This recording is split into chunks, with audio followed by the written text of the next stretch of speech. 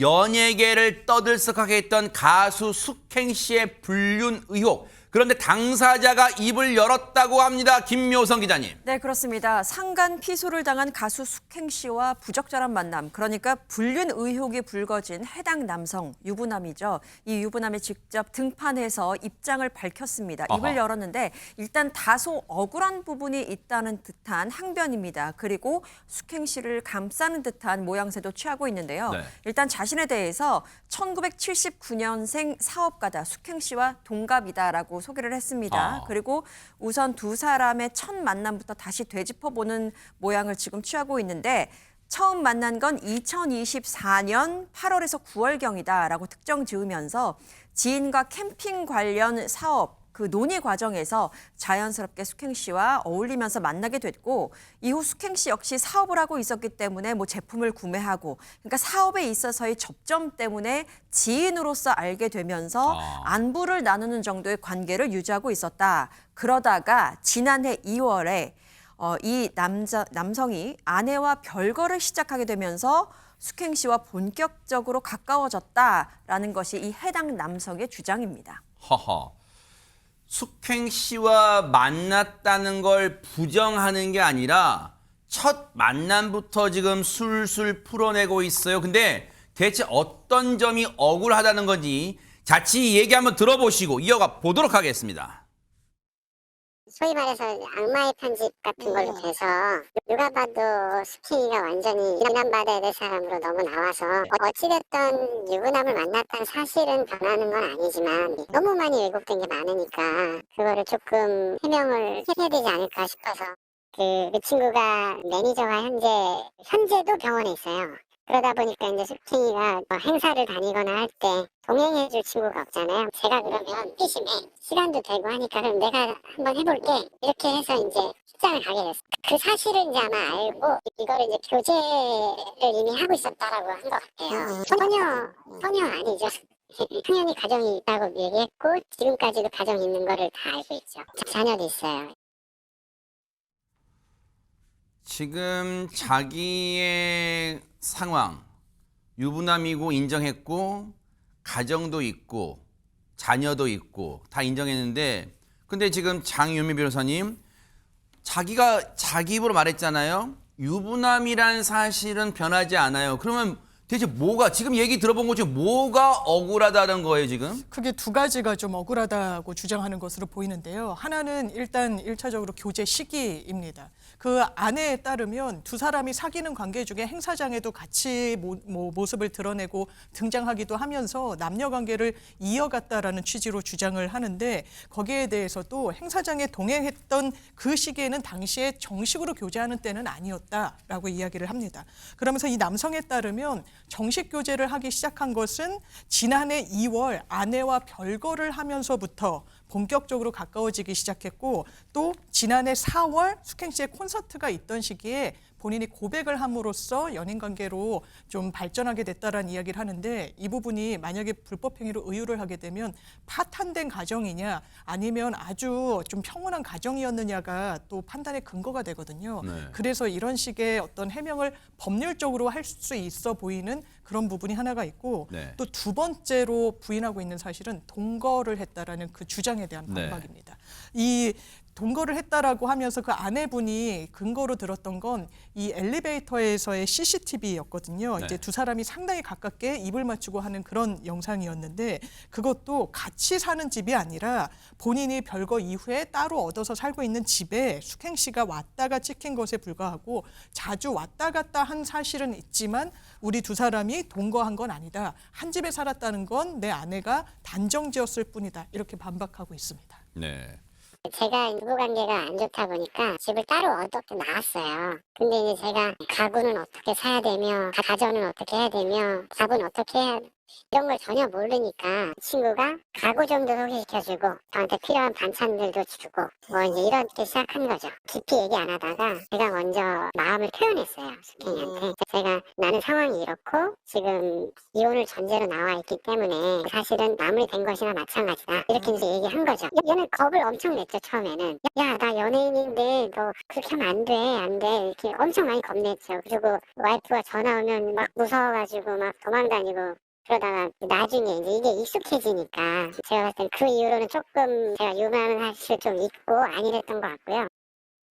숙행 씨도 이 남성이 유부남이라는 걸 알았다는 거잖아요. 근데 알고도 처음에는 그 남성의 아내분한테 이제 뭐 휴대폰 액정 화면에 뜨고 그러면 이제 뭐 뜰 거 아니에요. 뭐 아내든 뭐라 표현이 돼 있을 거 아니에요. 이름이. 그러면 이거 뭐냐 놀라다가 처음에 놀라서 도망쳤다가 저리 도망쳤다가 나중에는 익숙해져서 안일해졌.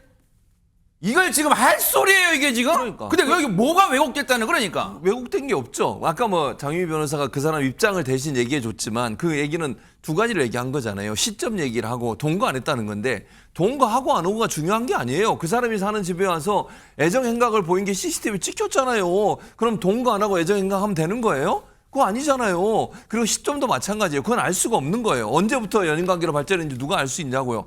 그리고 지금 시점이 중요한 게 아니고 아직 결혼 상태에 있고 아직 서류상으로 이혼이 안 된 상태에서 다른 사람을 만나서 불륜을 행한 건 맞잖아요. 그거는. 그걸 뭘 변명을 한다는 거죠?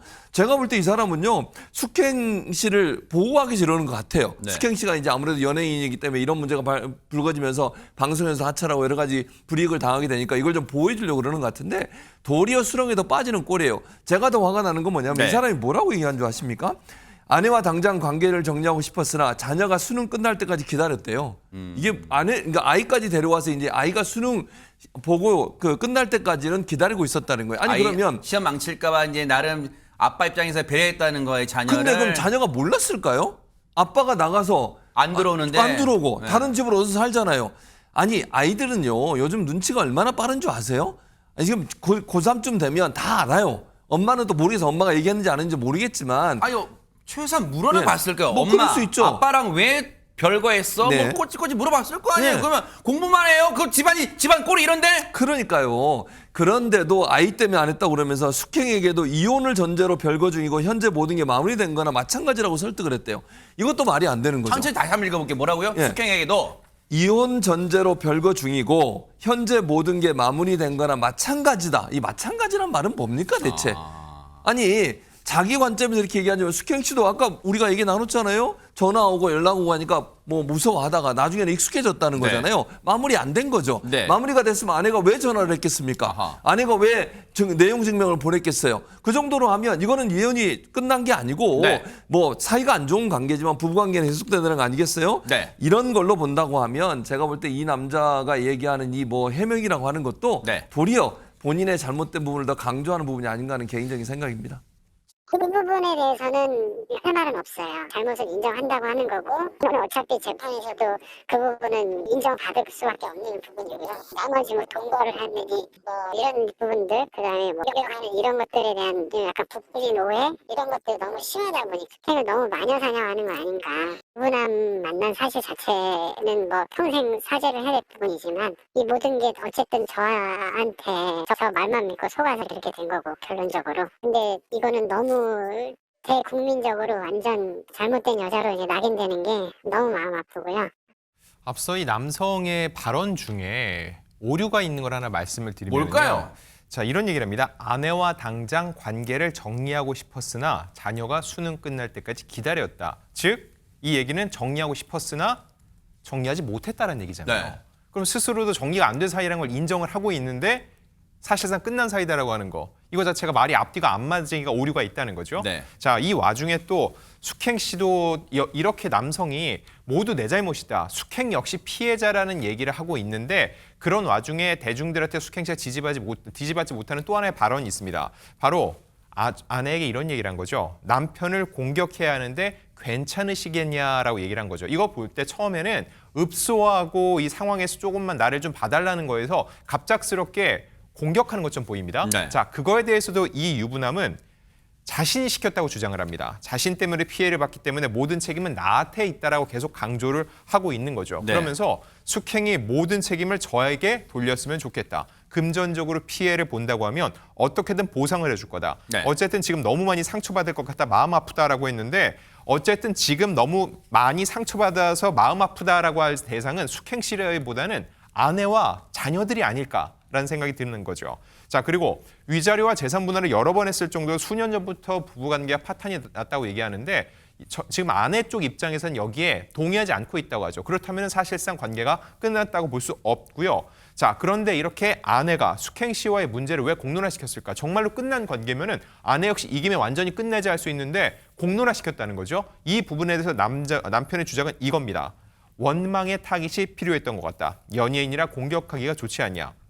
사실 난 여자 문제가 이번이 처음이 아니다. 지난번에도 있었다라고 얘기를 한 건데 결국 그 당시 다른 여성에 대해서 복수하지 못한 거, 공격하지 못한 거에 대해서 나한테 복수를 한다고 하고 있는데 결과적으로 그거에 대해서 숙행 씨가 부적절한 관계를 맺은 건 사실에서 숙행 씨를 문제 삼고 있는데 여전히 숙행은 잘못이 아니다. 결과적으로 이 남성의 모든 발언은 나는 유명인이 아니니까 다쳐도 되지만 숙행만은 보호해달라. 결국은 지금도 두 사람의 관계가 굉장히 돈독하다는 얘기를 강조하는 걸로밖에 비춰지지 않습니다.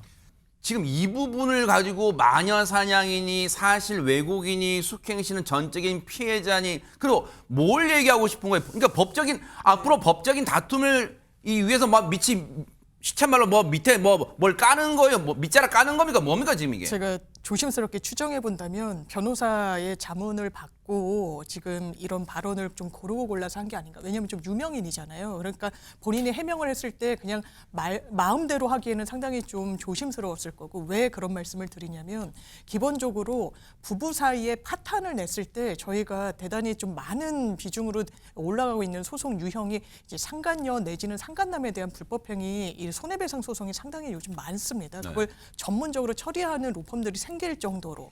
왜냐하면 이게 간통죄가 폐지된 이후에는 민사적으로 배상만 가능하기 때문에 더 소송 유형이 늘어나고 있는 건데요. 네. 그때 대법원이 그러니까 우리나라 판례가 견지하고 있는 태도는 정말 화목한 가정을 깨면 그건 정말 위자해야 되는 거예요. 손해배상해야 되고 돈으로 이걸 갚아야 되는데 이미 파탄이 났고 그리고 더는 회복할 수 없는 가정인 경우에는 어떤 일방 배우자가 부정행위라고 통상 지칭되는 행위들을 했을 때 이걸 불법행위로 보지 않는 판시가 있습니다. 이미 어차피 그 가정은 깨져서 이 사람이 어떤 선택을 하든지 간에 이 가정의 회복에는 영향을 주지 못할 정도에 이르렀어야 되는 거예요. 그러면 이 해당 남성이 우린 이미 깨졌고 이게 깨졌다는 건 사실 객관적으로 보여주는 건 별거밖에 없습니다. 사실상은. 그러니까 우리는 별거를 했었고 본인의 과거의 여성 전력을 이야기하는 것도 이미 깨질 대로 이 깨진 과정이라는 걸 다시금 강조하고 싶어하는 걸로 보여요. 그렇다면 뭐랄까요? 법률적인 전략상이랄까요? 이런 부분은 아마 소송으로 이 부분이 비화되더라도 계속 견지해 나갈 주장으로 좀 짐작되는 바가 있습니다. 그럴 수 있겠어요. 뭔가 전략, 나름 지금 자문 받은 것 같아요. 느낌상. 그런데 김현주 평론가님, 그러면 이 남성은 본인도 얘기했지만 이른바 시쳇말로 숙행 씨를 카바 쳐주려고 보호해 주려고 이런 인터뷰를 유튜버와 한 것 같은데 그러면 숙행 씨 다시 이 방송 나올 수 있고 이미지도 회복되는 거예요? 어떻습니까? 그래서 과연 그럴까요? 오늘 지금 이 내용을 다루면서 시청자 여러분들이나 혹은 여기 앉아 계신 패널 여러분들도 저런 설명이나 해명을 들을수록 점점 미궁에 빠지는 느낌을 받지 않습니까? 이미지 회복에 실질적인 도움이 될 수 있을지 상당한 큰 의구심이 드는 게 사실입니다. 네. 이 숙행 씨는 2011년 데뷔를 한 이후에 상당히 무명 생활을 오랫동안 하다가 트롯 경연 프로그램에 출연하면서 인지도를 쌓아갔습니다. 네. 그렇게 해서 공들여서 본인의 커리어를 쌓아왔던 것인데 네. 이번 논란으로 인해서 그동안에 쌓아왔던 공든탑이 한꺼번에 무너지는 그런 양상이 지금 전개가 되고 있습니다. 이번 사건의 여파로 인해서 모든 방송 활동에 제동이 걸리고 사실상 방송계에서 퇴출되는 것이 아니라 이런 평가까지 나오고 있는 형편이거든요. 하지만 숙행 씨 역시 본인은 피해자라는 입장을 거두어들이지 않고 있기 때문에 사실 이번 여파가 앞으로 해결되기 위해서는 이 숙행 씨가 이 남성이 유부남이었다는 사실을 과연 정말 인지하고 있었는지의 여부가 네. 주요한 관건이 되지 않을까 싶습니다. 그래요.